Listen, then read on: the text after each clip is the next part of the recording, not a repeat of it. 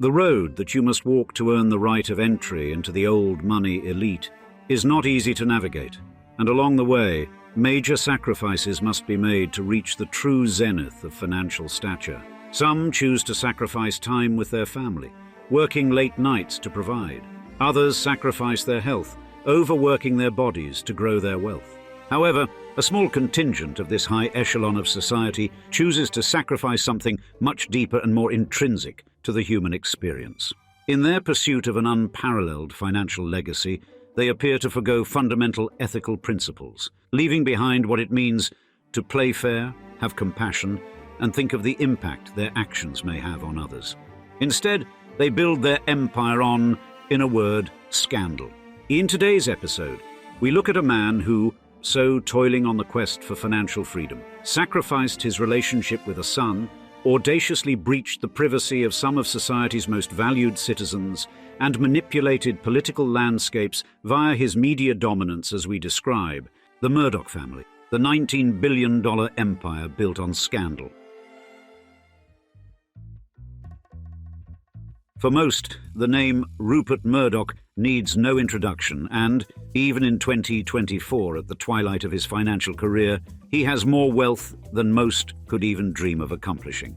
His net worth, for instance, while not officially known, is estimated to sit around $12 billion. In other words, more money than most family trees have ever amassed combined. And the majority of this monumental wealth arose in 2019 after Murdoch sold the entertainment assets within one of his two major companies, Fox Corp, in a deal that reportedly totaled around $71 billion. Following this transaction, his net worth skyrocketed to an extraordinary $19 billion, after which he distributed a large portion of his earnings to his children. And before stepping down in late 2023, Murdoch was also the chairman of perhaps the most influential media company the world has ever seen. Although, depending on where you live, you may not have heard of News Corp, the real influence of this company is in the media assets that it owns behind the scenes. In his home country of Australia, for instance, News Corp owns over 150 publishing companies, including The Australian, The Daily Telegraph, and The Weekly Times. In the States, Murdoch is a proud holder of household names such as Fox Television, The Wall Street Journal, and Dow Jones. And across the pond, the company has unprecedented media influence, holding virtually every major news outlet, such as Sky News, The Sun, and The Times. Such holdings have not only significantly contributed to Murdoch's mind-blowing net worth, but have also given him priceless influence in nearly every corner of the globe. Now, at 92 years old, you may expect us to say that, in his personal life, Murdoch enjoys the quieter home comforts of a well-earned retirement. However, this couldn't be further from the truth. In fact, it's safe to say that Murdoch has embraced the old money lifestyle with every fibre of his being. Just look at his real estate portfolio, for instance. In 2013, Murdoch dropped a casual $28.8 million on an 8,000 square foot mansion in Los Angeles. Fit with its own vineyard and winery, it truly is an example of why the best things in life don't come free.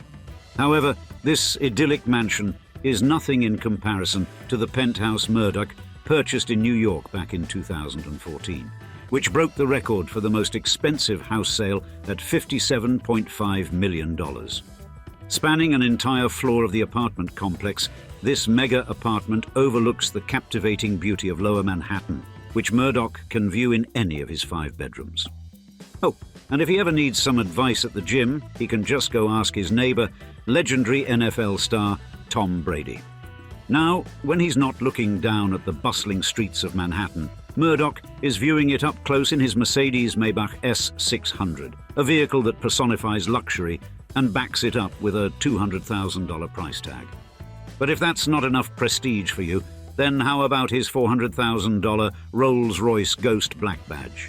This thing has an interior made from bull leather because simple cowhide holds too many imperfections for something so luxurious. However, when you have properties in all corners of the world, a mere Rolls-Royce isn't going to cover your travel needs. And so, in 2012, Murdoch put an order in for his very own G650 private jet. which cost Murdoch $84 million, a transaction which he likely didn't even check his bank balance for. More impressive still is Murdoch's most expensive luxury, a $150 million super yacht. Because when you're as rich as Rupert Murdoch, the idea of spending over $100 million on a single commodity doesn't bother you in the slightest. And Murdoch's love for the finer things in life has clearly been passed down to his 6 children, who between them have received billions of dollars from their father. Lachlan Murdoch, for instance, has an even more impressive garage than his father. Consisting of a Bugatti Ferrari, Lamborghini and several Rolls-Royces, his insurance bill alone costs more than most people's houses. Prudence, Rupert's daughter, has also engaged in the luxury lifestyle, purchasing a $10 million house in Australia back in 2014. So, looking from afar, we're sure you can agree that the Murdoch's life looks like something out of a pleasant dream. Of course, much of this image is a result of the Murdoch's control of the media, an asset which they can use to paint themselves in the best possible light and build a picture of apparent perfection to the world. However, if we peek behind the curtain and look at the true foundations of the Murdoch family, you'll find that this picture isn't quite so perfect after all. And to show you where it started, we must travel back to 19th century Scotland. This may come as a surprise, considering that Rupert Murdoch himself is Australian-born. However, the name Murdoch is actually of Scottish origin, specifically from the Gaelic word muir, which translates to sea. In fact, Melbourne, Australia, didn't enter the picture for the Murdochs until Rupert's grandfather, Patrick Murdoch, emigrated from Scotland in 1884. As a clergyman of the Presbyterian Church, the Murdochs were greatly respected and highly influential in Australian society. However, you do not enter the church for the money, and what the family had in status, they lacked in financial stability. And so, when Rupert's father, Keith Murdoch, was born in 1885, he entered an ironic limbo that few can relate to. Despite being respected in society and growing up with the wealthiest children in 19th century Melbourne, Keith did not know what it meant to have money. Everyone around him was abundantly rich, yet his family was still unable to buy him new clothes. Clearly, the financial instability that Keith became well accustomed to in his adolescence fueled a burning passion to achieve greatness as he grew out of his childhood years. After finishing his education at Oxford in Britain, Keith set his sights on a career in journalism, which he believed would give him both greater power and influence in Melbourne, as well as the financial gains that his father was largely unable to achieve. However, Keith suffered from a terrible speech stammer, which made this career unlikely at best. Nevertheless, fueled by a determination to make something of himself, he was able to secure a job with the Australian newspaper company The Age in the early 1900s. Yet, despite the successes that Keith achieved at The Age, his stammer overwhelmingly debilitated his ability to rise through the ranks as an influential reporter. And so in 1908, Murdoch travelled to London, England, in an attempt to both cure his speech impediment and gather experience at Fleet Street, London's equivalent of the Hollywood Boulevard for the budding journalist. The process took 3 years, but Keith was eventually able to manage his stammer and travelled back to his hometown of Melbourne in 1911. Armed with a newfound ability to control a room with just his voice, the following years saw Keith Murdoch reach new heights in the Australian journalism scene. As his influence in journalism grew, Keith began to socialise in the realm of politics, growing close with several leading politicians in Australia, a trait which has since been passed down the family line. The following events of World War I then painted a perfect scene for Murdoch to increase his political influence. In 1915, for instance, he was transferred to London, residing as managing editor of the United Cable Service. With his newfound role of influence in Britain, Murdoch was able to intercept a private letter addressed to the Prime Minister, which detailed the events of the Allies' tactical disaster at Gallipoli. With this information, he wrote an original news piece, which was viewed by high-ranking British politicians as well as the Prime Minister of Australia. Armed with even greater political influence as a result of this tactical play, the remainder of the World War I years saw Keith act as an intermediary between British and Australian politicians. And upon his return to Melbourne in 1918, was one of the most sought-after journalists in the country. Murdoch was so respected in the media world, in fact, that by 1921 he'd been promoted to chief editor of Melbourne-based publisher The Herald, a role that brought with it the financial rewards Murdoch had been searching for decades, and finally gave him the resources to start acquiring various media outlets. For example, in 1929, Murdoch acquired the Adelaide Advertiser, and throughout the following years acquired various other newspapers and radio stations. But another key date in this timeline is 1931, when Keith and his wife Elizabeth gave birth to a son, Rupert Murdoch. With a son, Keith had an heir to his empire, and with a vision of the Murdoch legacy firmly in his mind, he sent Rupert to study in Oxford, England, as he had done so many years ago. Rupert's early life was therefore spent away from both his family and home in the pursuit of knowledge and his father's approval. He eventually achieved an MA in Economics and Political Sciences at Worcester College in 1953, and quickly started his career in journalism, writing for the Daily Express after his graduation.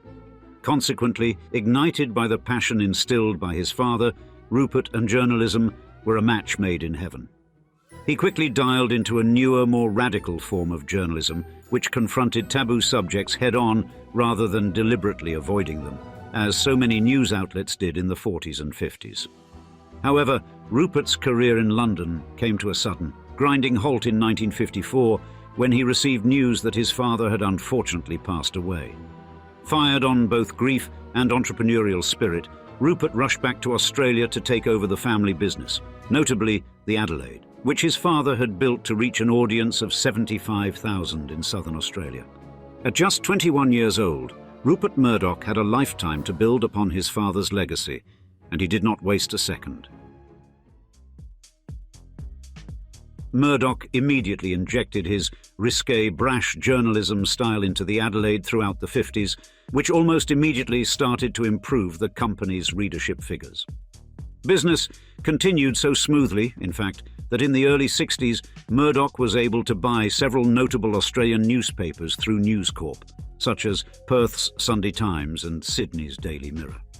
1964 brought more expansion as Murdoch founded the Australian A National newspaper aimed at improving the already wide reach of the Murdoch empire. 1969 marked another pivotal moment in the career of Murdoch, as he ventured into the UK by purchasing a majority interest in Sunday tabloid News of the World. With this foothold in British journalism, Murdoch quickly grabbed attention with his promiscuous headlines that contrasted with the quiet and refined nature of standard British journalism. At this time, Murdoch's conservative views also started to surface through his journalism, only making him a more polarizing and ultimately popular figure. British domination continued in 1970 after Murdoch acquired The Sun, a newspaper that was and still is one of the most popular in the United Kingdom. With a firm foothold in both Australian and British outlets, Murdoch set his sights on a new territory, one much bigger and one which had the potential to bring his empire to unprecedented heights, the United States.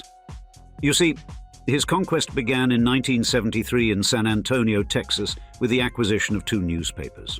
Of course, Murdoch aroused immediate attention with his salacious scandal journalism style, which was unheard of in such a deeply Christian state.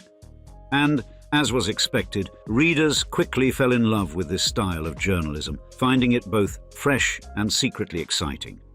Murdoch continued his strategy of buying established yet affordable news outlets in America throughout the 70s, and dramatically increased their reach, influence and profitability with his polarizing headlines and bullish content. The most notable of these acquisitions was the New York Post, which he purchased in 1976. Business only continued to grow in the early 80s, particularly in the British market, as Murdoch acquired London's The Times and Sunday Times, giving him approximately 40% of the publishing power in Britain. But none of this was enough for Murdoch. Sure, he had gained a strong foothold in traditional media outlets, but He had barely even considered television, a medium which was only ever gaining popularity. And soon, Murdoch felt he needed a piece of this relatively new form of media to extend his influence even further. Thus, in 1985, he made a risky move, acquiring the 20th Century Fox Corporation with the intention of creating his very own TV network. Now, in 1985, TVs didn't exactly have thousands of channels like they do today. No, the story was much different. In fact, there were just three: NBC, ABC, and CBS. These channels were etched into the market, and Murdoch's decision to try to compete with these titans of television was either incredibly brave or incredibly stupid. The decision turned out to be the former. Launching just a year after the initial acquisition, Fox Network was an instant hit with the US market. And a large reason for Fox's success was another genius tactic employed by Murdoch. Instead of appealing to the conservative, upper-crust echelon of society, he targeted groups that received less representation. The Simpsons, for instance, while a funny eat-with-dinner show for many, was the only TV show that represented the realities of a middle-class dysfunctional family for others. Similarly, In Living Color resonated with audiences of multiple ethnicities. Therefore, Murdoch simply always found a way to stand out from the blank wallpaper of traditional media. And this strategy helped him to garner unprecedented amounts of attention with whatever News Corp released. And Murdoch's acceptance, rather than bold dismissal, of technological innovation further helped his company, not only to stay relevant but rapidly grow throughout the 90s and early 2000s. In 1990, for instance, Murdoch initiated a merger between his company Sky and its rival British Satellite Broadcasting to form British Sky Broadcasting. Such a move allowed him to take advantage of satellite television in the UK. Further innovation followed across the pond in 1996 with the launch of Fox News, which ran off all-new cable technology and was branded as an outlet which told the real story, rather than a misinterpreted picture fed by the political elites. Murdoch even embraced the rise of the then relatively unknown Internet, which was shunned as a mere phase by so many other media companies. He, for instance, acquired the infamous social media platform MySpace in 2005 for a staggering $580 million. And, despite the platform later tanking drastically, such ambition showed that Murdoch and News Corp were not afraid of technological innovation. Rather, they embraced it fully. Fast forward to the mid-2000s, and Murdoch was at the peak of his power. The man had influence in every corner of the globe, from Texas to Hong Kong, and, with the ability to direct public opinion at such a monumental scale, also brought another priceless power: the ability to influence politics. Over the following years, this power came to arguably displace Murdoch's morals and tarnish his entire family legacy. Without a doubt, one of the most significant scandals associated with Rupert Murdoch's media empire was what is now simply called the phone hacking scandal, a debacle that not only tested the ethical boundaries of journalism, but also laid bare the vulnerabilities within Murdoch's conglomerate. At the epicenter of this controversy was the News of the World, a tabloid with a lineage tracing back to Murdoch's News Corporation. It was unveiled that the publication had indulged in illicit activities stretching from phone hacking to bribing police officers, all in the pursuit of sensational stories. And the breadth of this intrusion was staggering, targeting a spectrum from celebrities and politicians to private citizens catapulted into the limelight by personal tragedies. Even more shockingly, among the individuals whose privacy was breached were Millie Dowler, a schoolgirl who was killed, relatives of deceased British soldiers, and survivors of the 7th July 2005 London bombings. The public's discovery of these invasions sparked widespread indignation and led to a domino effect of resignations within the Murdoch empire. In a symbolic gesture of accountability, Murdoch relinquished his role as director of News Corporation, and the scandal culminated in the cessation of the News of the World in July 2011. Furthermore, a Parliamentary Select Committee's report in May 2012 delivered a scathing verdict on Murdoch's leadership, accusing him of exhibiting willful blindness towards the misconduct within his companies and questioning his suitability to helm a major international entity. However, this criticism wasn't just a fleeting issue. It has been a shadow trailing Murdoch's ascent since the 1990s. Additionally, the 2016 allegations of harassment within Fox News, one of the most glaring stains on Murdoch's empire, further illustrate the challenges. Indeed, the case against Roger Ailes, the network's former CEO, initiated by Gretchen Carlson's lawsuit, uncovered a Pandora's box of similar accusations, painting a grim picture of the work environment. And Megyn Kelly's revelations about Ailes' conduct a decade prior only added fuel to the fire. This saga not only claimed a culture of harassment, but also raised questions about the mechanisms, such as non-disclosure agreements and arbitration clauses, used to muffle the voices of the aggrieved. Despite settling a lawsuit against Bill O'Reilly for $32 million and then controversially renewing his contract, Murdoch dismissed the uproar as largely political, attributing it to the network's conservative leanings. Amidst this tumult, Murdoch's enterprise, once a symbol of media prowess, has become emblematic of the inherent risks of concentrating too much power within a single media entity. Indeed, media simply isn't a market where a monopoly is an ideal outcome. Sure, in commerce, a giant like Amazon may disrupt sales of local brick-and-mortar businesses. However, as a consumer, you're still free to shop where and how you want. It's just the convenience of online shopping that convinces you to make the switch. But the same is not true in the context of the media.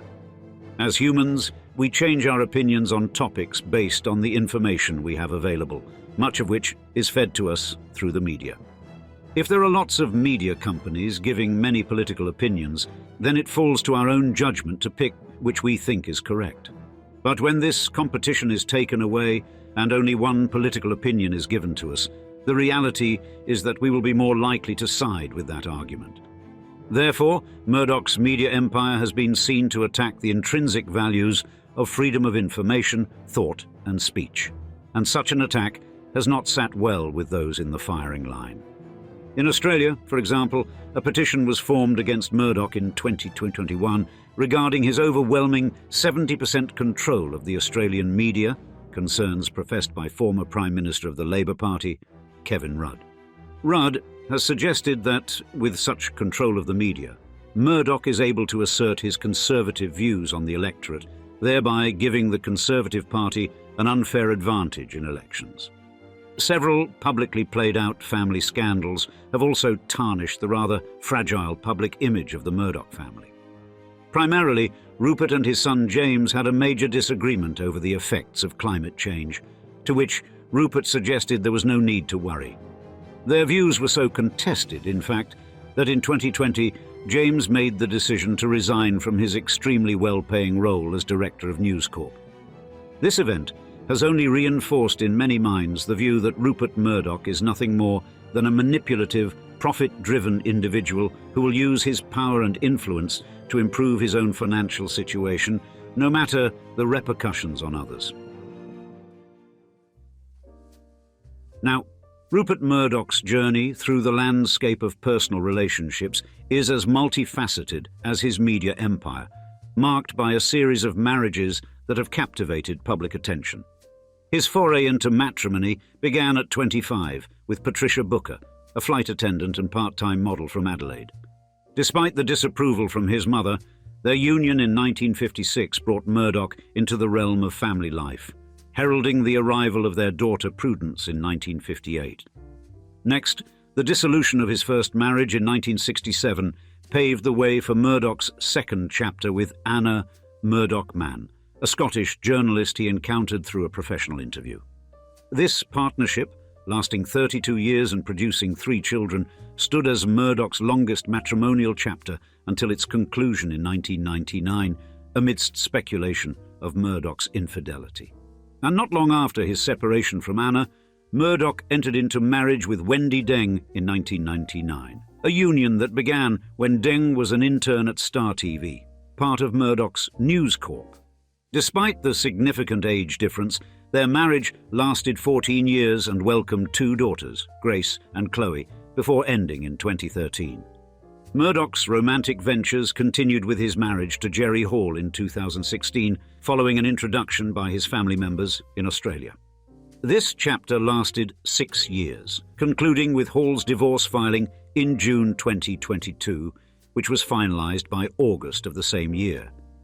Then, in a twist of events in 2023, Murdoch announced his engagement to Anne Leslie Smith, a conservative radio host, only to call it off weeks later, reportedly due to differences over Smith's political and evangelical stances.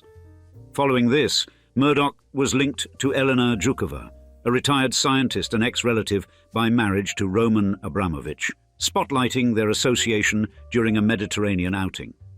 And so, Murdoch's personal life, characterized by its public visibility and the intrigue of his relationships, has paralleled the dynamic and influential trajectory of his career. Thus, in September 2023, at the age of 92, Murdoch made the significant decision to step down as chairman of News Corp, adding yet another notable chapter to his storied life.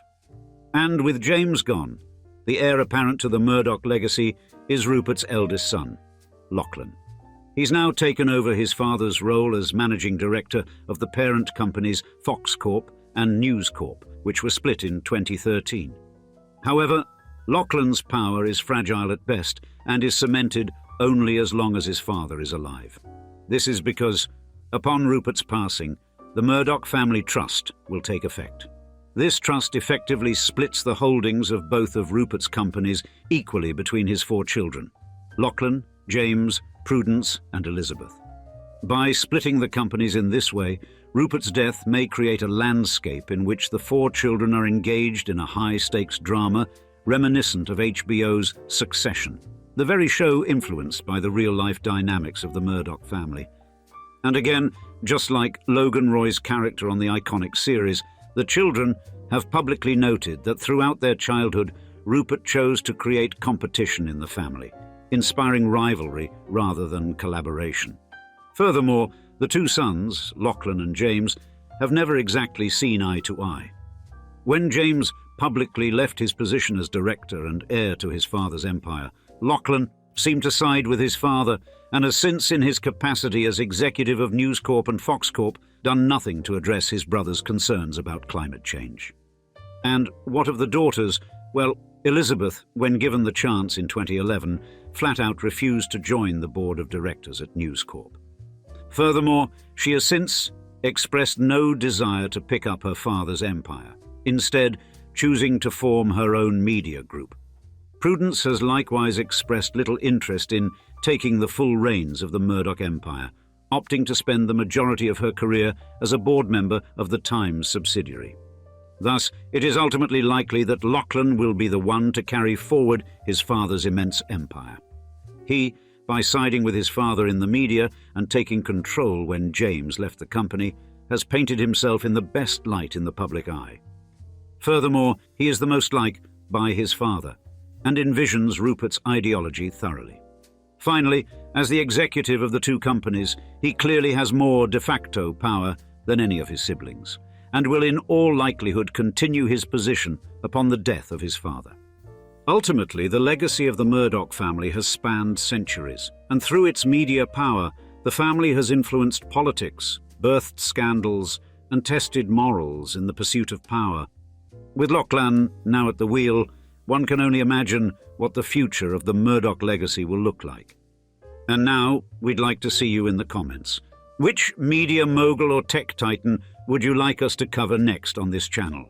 We've already made deep dives on Elon Musk, Jeff Bezos, and now Rupert Murdoch. Shoot us some ideas below of what you'd like to see, and we'll get to work on it. Thanks again for your continued viewership, and cheers until next time.